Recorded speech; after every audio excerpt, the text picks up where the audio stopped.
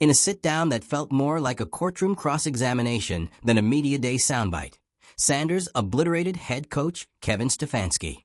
We're talking full-scale verbal demolition.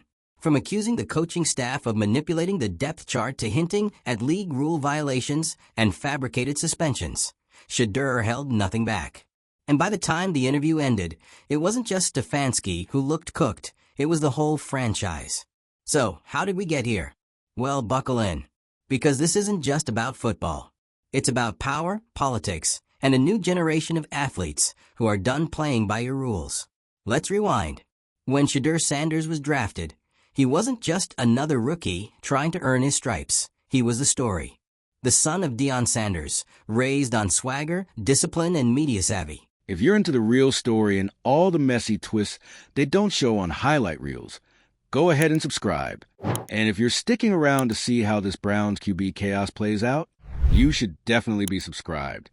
Shedeur walked into the NFL with more eyes on him than most veterans. And when he landed with the Cleveland Browns, people assumed the usual. Let the rookie sit, let him learn, and let the staff mold him into their system. But apparently, that system was already rotting from the inside out.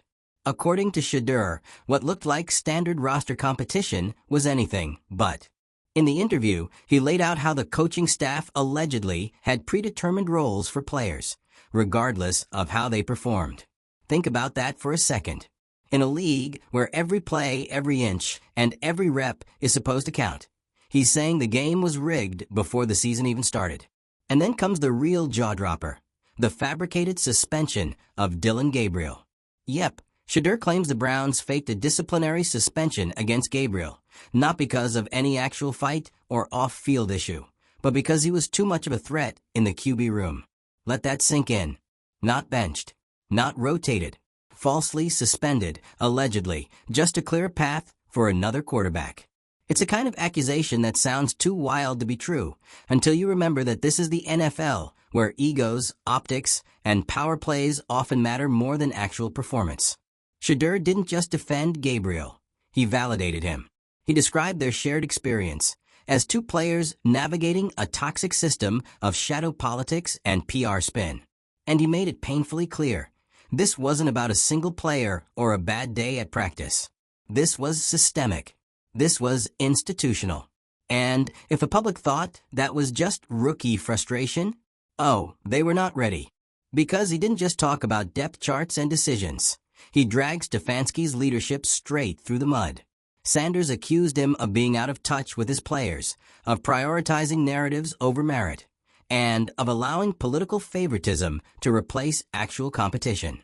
At one point, it honestly started sounding less like a coaching critique and more like a manifesto. By the end of it, you could practically hear the NFL PR teams slamming the panic button.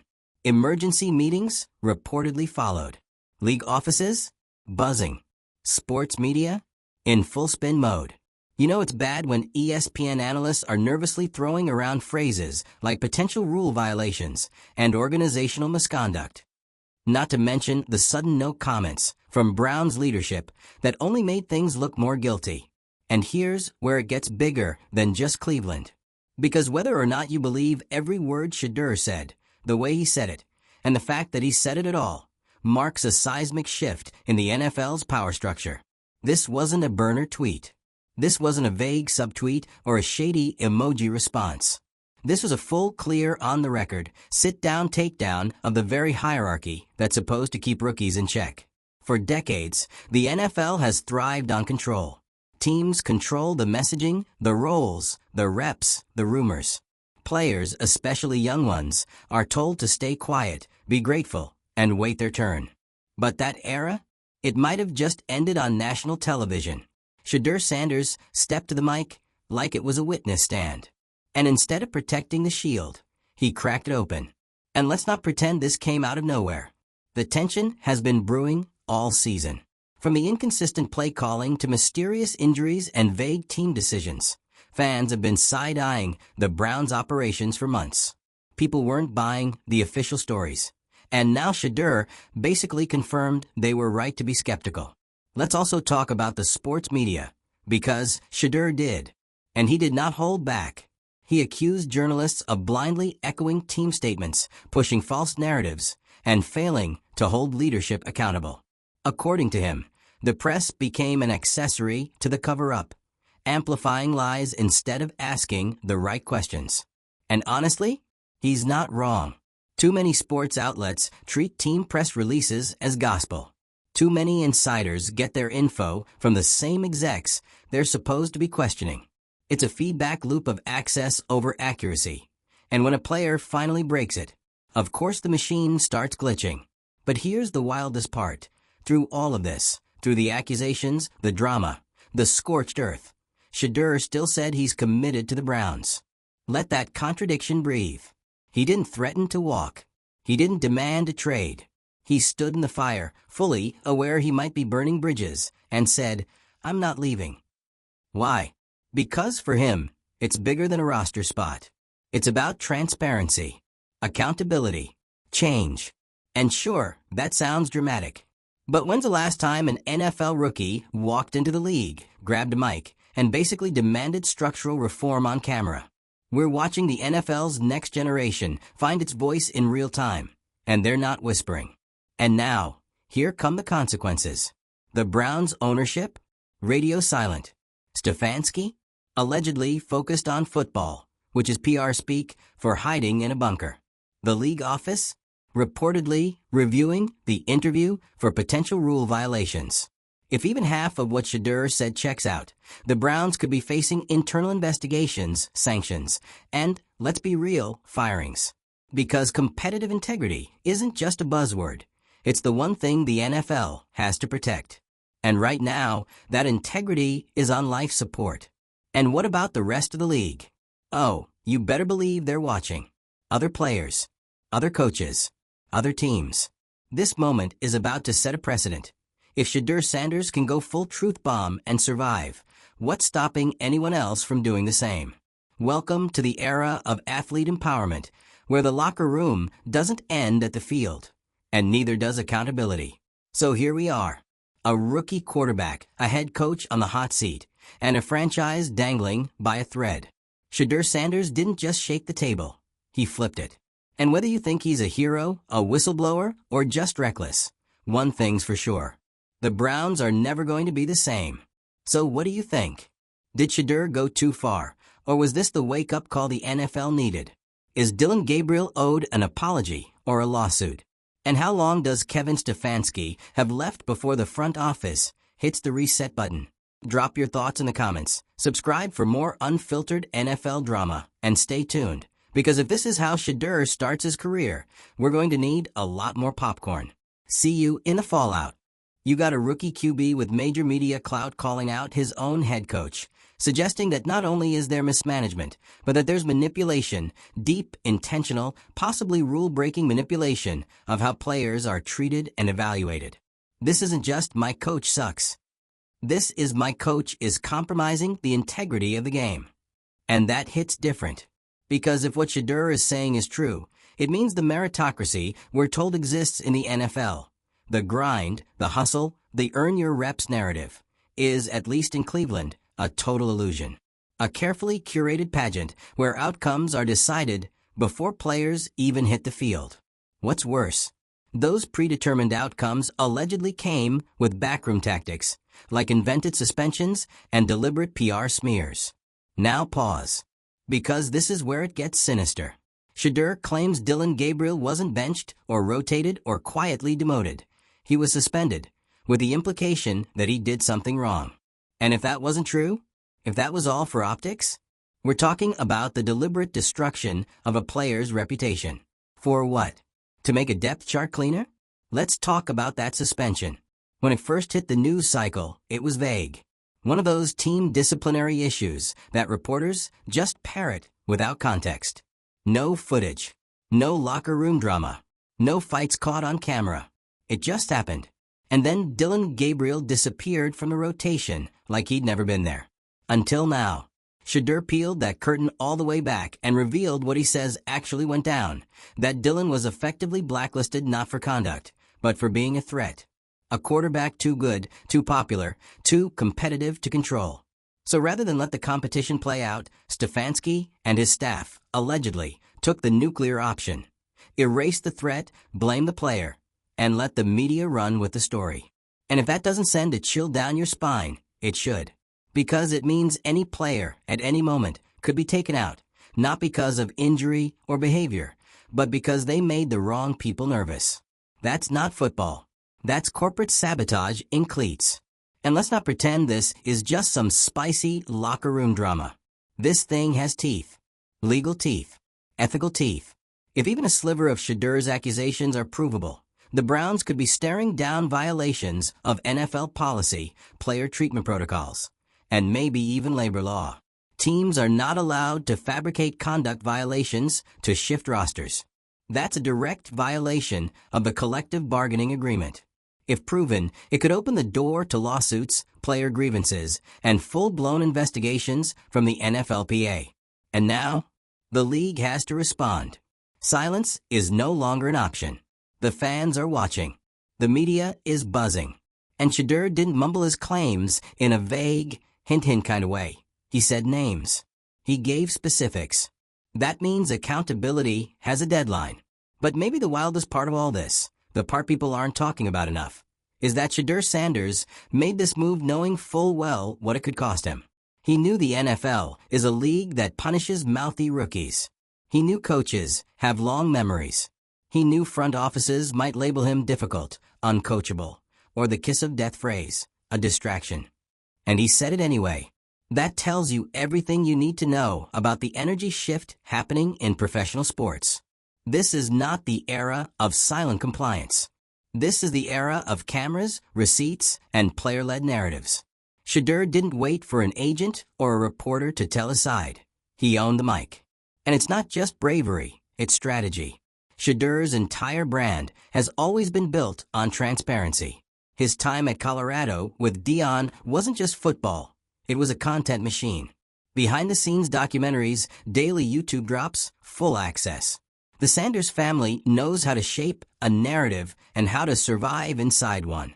So when Shedeur sat down and went scorched earth on Stefanski, you better believe it was deliberate.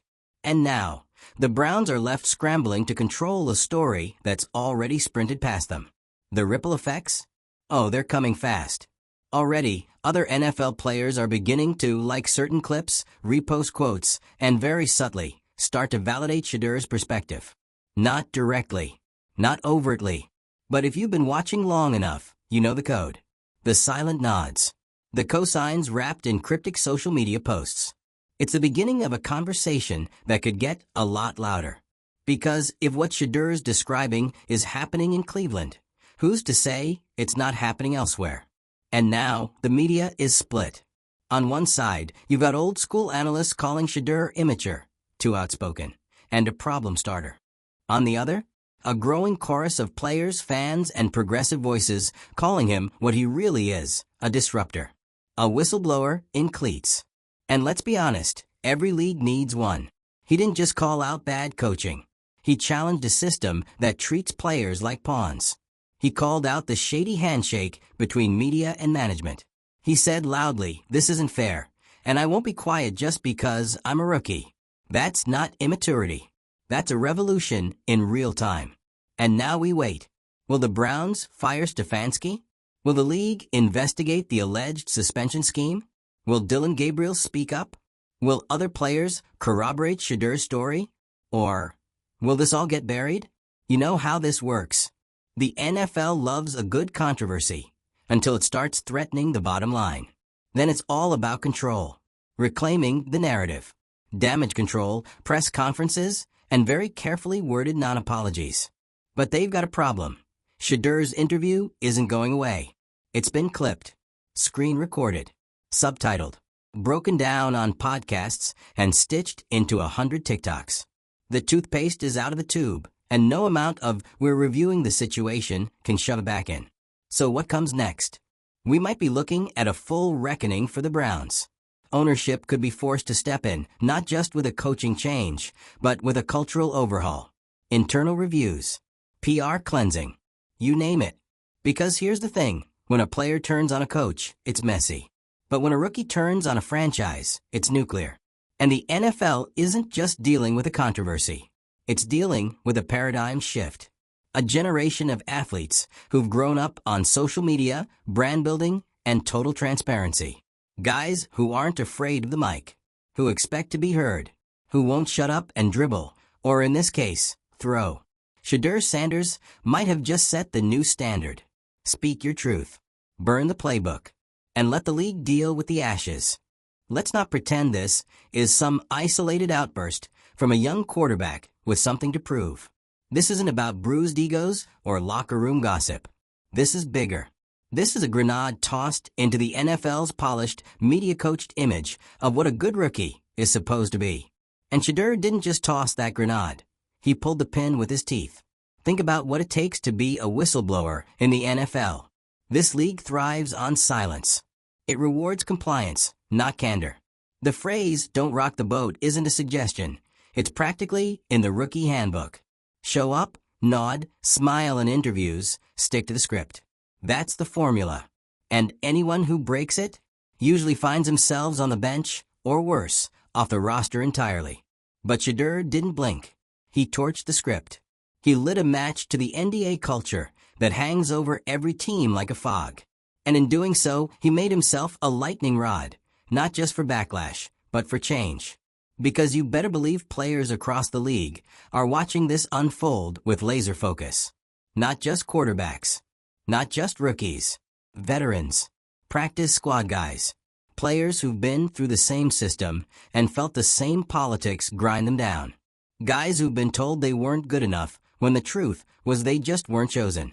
And now, thanks to one interview, those whispers that used to stay buried in DMs and off-record conversations, they've got a spotlight, a face, a name, Shedeur Sanders. And let's talk about why this hits so hard. It's not just because he exposed a potentially corrupt coaching decision. It's who he is. Shedeur is not your average rookie. He came into the league with a swagger of a seasoned vet. Cameras have followed him since high school. He's not intimidated by reporters, coaches, or critics. And because of who his father is, Coach Prime himself, he understands media leverage better than most head coaches ever will. He's not trying to earn a voice. He already has one. And that's what makes him dangerous to the system. Because if this were just some third-string linebacker speaking up, the league would have crushed the story under layers of deflection and denial. But with Shedeur, the cameras are already rolling. The public already cares.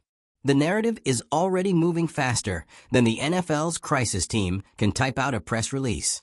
And then there's Dillon Gabriel. Let's not forget him in all of this. For weeks, the guy was a ghost in the Browns' depth chart. His name floated in and out of media updates with no clear answers. 1 minute, he's competing for QB2. The next, he's suspended for a team issue. And just like that, he disappears. The NFL is filled with stories like this. Players vanish. Rumors swirl. Careers fade out without explanation. But not this time. Shedeur made sure of that. He didn't just defend Dillon. He resurrected him. Gave him back his name, his dignity, and possibly even his career. Because now, Gabriel is no longer that guy who couldn't stay disciplined. He's the QB who might have been targeted. The narrative has flipped, and that's power. It's a kind of power that terrifies teams, because once players realize they can reclaim the narrative, the whole foundation of top-down control starts to crack. And now the Browns have a full-blown identity crisis. Let's be real, this team has never been known for stable leadership. But Shedeur's interview makes it sound like the dysfunction isn't just about bad play calls or missed opportunities. It's about an entire culture of manipulation. One where winning isn't the priority, optics are. And Kevin Stefanski? Well, his silence is getting louder by the hour. The man has always kept a tight, buttoned-up image. The stoic, straight-faced strategist. But in this moment, that cold demeanor reads less like focus and more like fear. He's in a no-win situation. Speak up, and he risks confirming Shedeur's claims. Stay silent, and it looks like guilt. Either way, the clock is ticking, and you can already feel the media tide turning. What started as a controversial rookie interview is now being called a potential franchise-breaking moment. Talk shows are speculating. Podcasts are dissecting every quote. And fan forums? Oh, they're feral. Browns fans are split down the middle. Some furious at Shedeur for airing dirty laundry, others grateful that someone finally said what they've suspected for years. And here's the kicker. None of this would have exploded if the Browns had just been honest. If the coaching staff had addressed the Gabriel situation with transparency. If they hadn't buried their own mess under a pile of half-truths and PR gymnastics. But they did. And now they've got a rookie quarterback holding a torch to the foundation. And here's what's truly poetic. Shedeur isn't even trying to escape the wreckage. He wants to stay. That's the part that's throwing everyone off. He made it clear. He's not asking to be traded. He's not demanding an apology. He's not begging for anyone's approval. He's staying. Because he doesn't want a clean exit. He wants change. And in a league that's built around the idea that coaches are untouchable and rookies are expendable, that's revolutionary. He's not trying to be coddled. He's not whining for more reps. He's calling for a restructure of leadership, communication, and culture. And whether the Browns like it or not, they have to answer. Because the NFL isn't just watching. It's holding its breath. What if Shedeur just changed the playbook for how athletes deal with toxic leadership? What if this is the start of a wave? Players across the league stepping up, telling the truth, naming names, demanding accountability. What if this becomes normal? It sounds dramatic, because it is. This league has never faced a media-savvy, camera-trained, socially fluent generation like this. Players today know how to weaponize narrative. They don't need sports writers to tell their stories. They've got platforms, followings, brands. The NFL used to own the narrative. Now, it's just another contestant in the content arena. And Shedeur Sanders? He's not just playing the game. He's rewriting it. So what happens next? If the Browns make leadership changes, it'll be seen as validation. If they don't, it'll look like denial. Either way, the spotlight's not moving. Not for a while. And you better believe other teams are already revisiting their own locker room dynamics. Checking policies. Rethinking how they treat players who speak out. Because no one wants to be next. This wasn't just an interview. This was a warning shot. To every coach running a rigged competition. To every GM who thinks players are pawns. To every franchise that forgets these athletes have voices now. And they're not afraid to use them. So here's the bottom line. Shedeur Sanders didn't destroy the Browns. He exposed what was already broken. And whether the league embraces this new era or resists it kicking and screaming, it's already here. So grab your popcorn, your timelines, and your group chats. Because if this is how Shedeur starts his rookie year, we are not ready for what comes next. If you're still with us, drop a comment and let us know. Should Stefanski be fired? Was Shedeur right to speak up?